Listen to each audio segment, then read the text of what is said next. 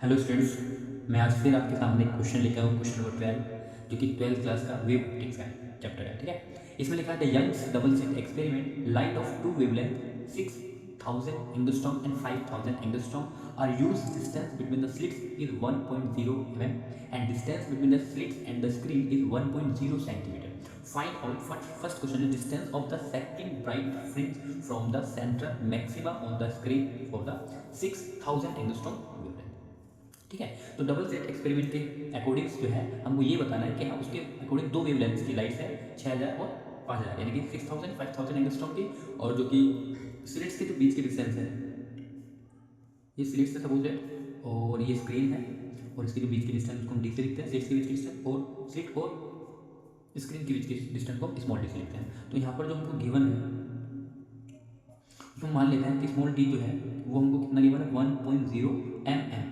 सो हम इसको कन्वर्ट करेंगे 1.0 इंटू में 10 की पावर -3 मीटर। ठीक है, अब जो कैपिटल डी है यानी कि स्लिट और स्क्रीन के जो बीच की डिस्टेंस दी है आपको वो डी इक्वल टू वो है 1.0 सेंटीमीटर। तो आप इसको लिखेंगे 1 सेंटीमीटर आपको गिवन है, तो आप इसको कन्वर्ट करेंगे मीटर में, तो 10 की पावर -2 मीटर लिखेंगे। ठीक है, उसके बाद अब हमें करना क्या, हमें ब्राइट फ्रिंज जो सेंटर से, सपोज दैट ये सेंटर है, इस सेंटर से जो सेकंड ब्राइट फ्रिंज आएगी, suppose that first bright fringe यहाँ पर आएगी और सेकंड ब्राइट फ्रिंज यहाँ से आएगी, तो सेंटर से इसकी हाइट हमको ये फाइंड करनी है, क्योंकि यहाँ से जो वेव जाएगी और यहाँ से जो वेव ऐसे करके जाएगी और इसके कारण यहाँ पर डार्कनेस या ब्राइटनेस बनने वाली है। ठीक है, तो सेकंड जो ब्राइटनेस है इसकी हाइट बतानी है सेंटर से। तो इसके लिए हम जानते हैं सेकंड, तो हाइट ऑफ ब्राइट फ्रिंज निकालने का जो हमारे पास फॉर्मूला है वो है हमारे पास क्या, एन, और लेकिन यहाँ पर हमें सेकंड लिखा है तो यहाँ पर हमारे पास क्या फॉर्मूला हो जाएगा, एन इंटू में D lambda by small D. ये किसके लिए है, ब्राइट फ्रिंज के लिए है। ठीक है, अब हमको कौन सी निकालनी है, तो अगर हमको सेकंड ब्राइट फ्रिंज के लिए निकालनी है तो हम यहाँ पर क्या रखेंगे एच बी टू, तो एन की जगह आप कितना पुट करेंगे, एन की जगह आप 2 पुट करेंगे, तो यहाँ 2 रख दो इंटू में डी कितना हमको गिवन है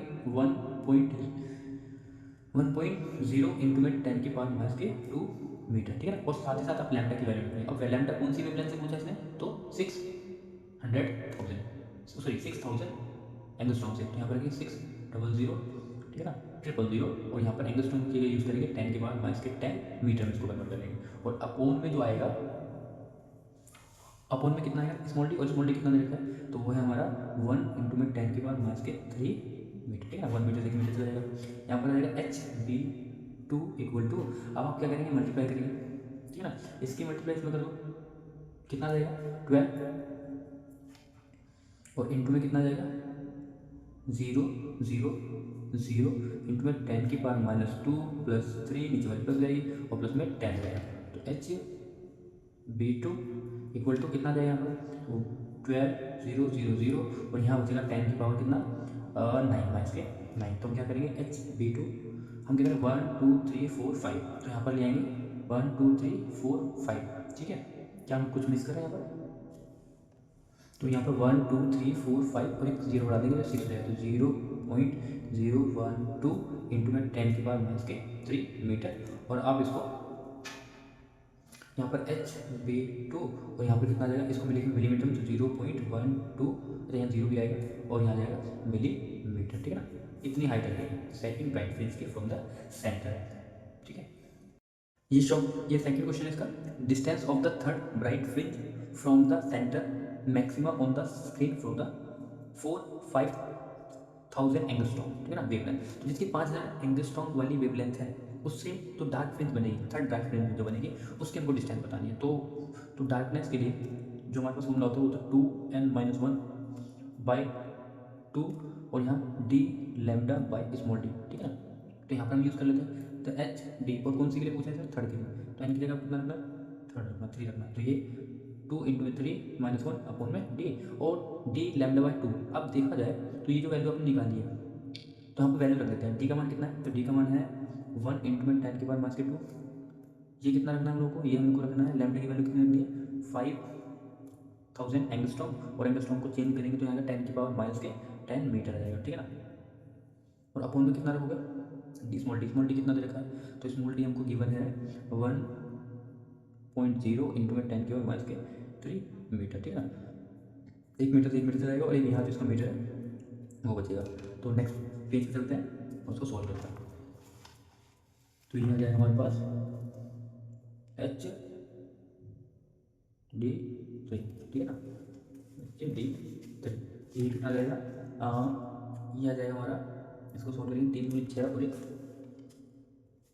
3 दूनी 6 और 1 5, 5 बटे कितना आ जाएगा 3 दूनी 6 माइनस 1 कितना आ जाएगा 5 बटे 2, और ये हो जाएगा 5 इंटू में 5 0 0 0 इंटू में 10 की पावर, और यहाँ पे देखो क्या आने वाला है, यहाँ पे जो है 10 की पावर माइनस के 2, और ये जुड़ जाएगी हमारे पास माइनस ये हो जाएगी और नीचे से प्लस हो जाएगी, यहाँ पर जाएगी चीज़, यहाँ पर हमारी जाएगी 10 की पावर माइनस 2 है प्लस 3 और माइनस के 10 मीटर। तो एच डी 3 जुड़ जाएगा। अब इसको हम इसको डिवाइड करेंगे तो कितना आने वाला है 25 0 0 5 इंटू में 25, ठीक है ना, 0 0 इंटू में 10 की पावर माइनस के कितना जाएगा, यहाँ पर आ जाएगा कितना 10 की पावर माइनस 10, यहाँ पर आ जाएगा 90 मीटर। एच डी 3, अब आप इसकी मल्टीप्लाई करेंगे कितना आएगा 125, है ना, 25 5 125 0 0 तो 10 की पावर माइनस के 9 मीटर। अब क्या करेंगे यहाँ से 1 2 3 4 5 और एक 6, तो एच डी 3 जो है 0.0125 इंटू में 10 की पावर माइनस के 3 मीटर, और इसी को लिखेंगे एच डी 3 इक्वल टू 0.0125 और इंटू में ये मिलीमीटर हो जाएगा, ठीक है ना। तो ये हमारे पास है थर्ड राइट फ्रिंज की हाइट, ठीक है। इसी का थर्ड क्वेश्चन है the minimum distance from the central maximum eight which the two wavelength coincide for bright fringe produce, यानी इसने कहा कि जब दोनों वेव्स एक ही, जब दो वेव्स क्या करती हैं, जब शीट से दो अलग अलग वेवलेंथ वाली लाइट एक ही पॉइंट पे पहुंचती है, तो वो मिनिमम हाइट बतानी है जहाँ पर दोनों की दोनों क्या करती है को इंसाइड करती है, ठीक है ना, मिलती है आपस में। तो इसके लिए मैंने आपको बताया कि यहाँ पर इनको क्या लेके चलना है, सपोज डेट यहाँ पर जो n1 है, ठीक है ना, वो हमको कितना गिवन है, तो n1 अपॉन में n2 किसके इक्वल होता है, λ2 अपॉन में λ1। हेयर जो λ1 की वैल्यू है, ठीक है ना, वो कितनी दे रखी है, तो वो इस पिछले क्वेश्चन में देखो 6000 एंगस्ट्रॉम और 5000 एंगस्ट्रॉम, तो यहाँ पर हम क्या यूज कर लेंगे, λ1 है 6000 एंगस्ट्रॉम और λ2 कितनी है 5000 एंगस्ट्रॉम, ठीक है। तो यहाँ से हमको क्या रिलेशन मिलेगा, n1 अपॉन में n2 इक्वल टू n1 की जगह अब यहाँ पर क्या है λ2 कितना है 5000 एंगस्ट्रॉम अपॉन में 6000 एंगस्ट्रॉम, एंगस्ट्रॉम में एंगस्ट्रॉम का 0 से 0 1 सेकेंड से सेकेंड थर्ड से थर्ड, तो n1 अपॉन में n2 इक्वल टू कितना आएगा 5 अपॉन में 6 आएगा, ठीक है।